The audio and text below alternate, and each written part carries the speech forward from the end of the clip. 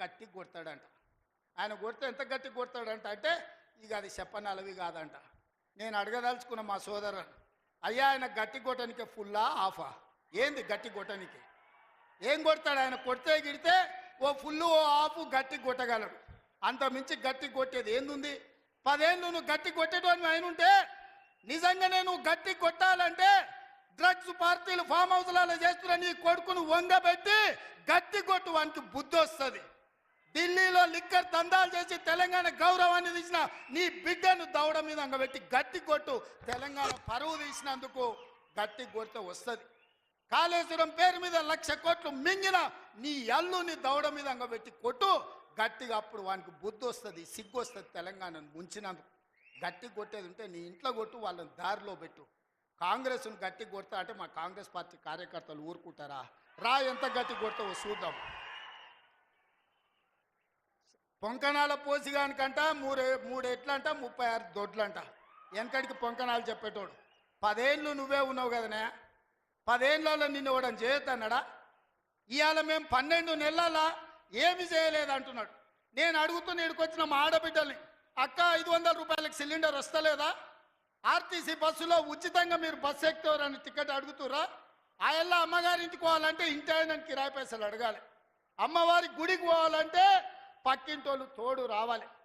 ఇవాళ 500 రూపాయల సిలిండర్, ఆడబిడ్డల కార్తీలో ఉచిత ప్రయాణం, 200 యూనిట్లు ఈరోజు ఉచితంగా కరెంటు, 25,50,00,50,000 రైతులకు 21,000 కోట్ల రూపాయల రైతు రుణమాఫీ చేసినాం. రైతు భరోసా కేసీఆర్ ఎగనామ పెడితే వచ్చిన ఎంబడే 7,625 కోట్ల రూపాయలు ఇవాళ రైతు భరోసా మొదటి విడత ఇచ్చినాం.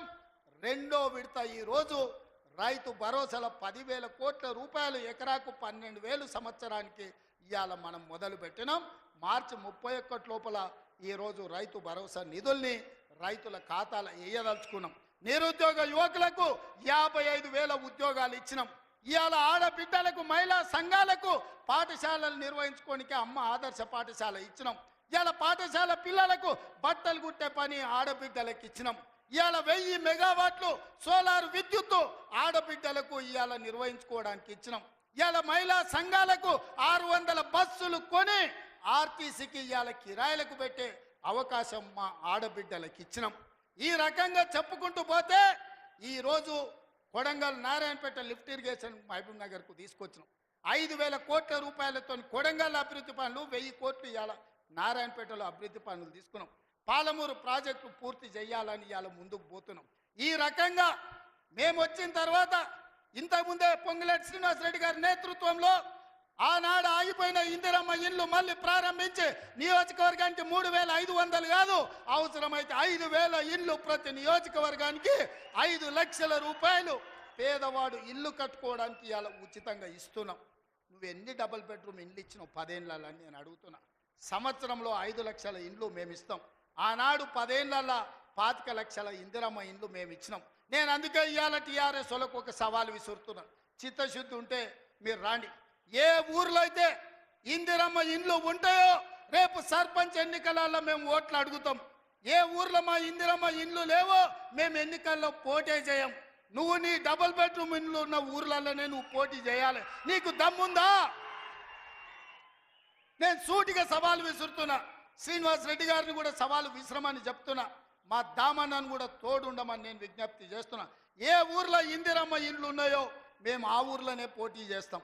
ఏ ఊర్లో డబుల్ బెడ్రూమ్ ఇండ్లు ఉన్నాయో గా ఊర్లోనే బీఆర్ఎస్ వాడు పోటీ చెయ్యాలి. దానికి సిద్ధమైతే మా సవాల్ని స్వీకరించి మాట్లాడు. నువ్వేం చేసినావు, మేమేం చేసినావు ప్రజలకు అర్థమవుతుంది.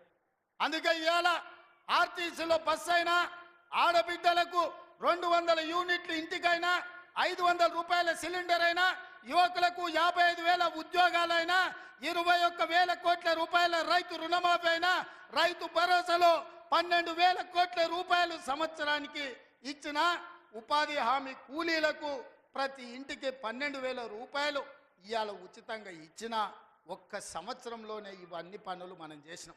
ఇవే కాదు, ఇవాళ బీసీలు తెలివికల్లోలైన డాక్టర్లు, లాయర్లు, ఇంజనీర్లుగా ఈరోజు చదువుకున్నారు. ఐఏఎస్లు, ఐపీఎస్లుగా వాళ్ళు రాణిస్తున్నారు. మేము ఎంతమంది ఉన్నామో లెక్క చెప్పండి అని అడుగుతున్నారు. 1931 100 ఏళ్ల కింద తెల్లదొరలు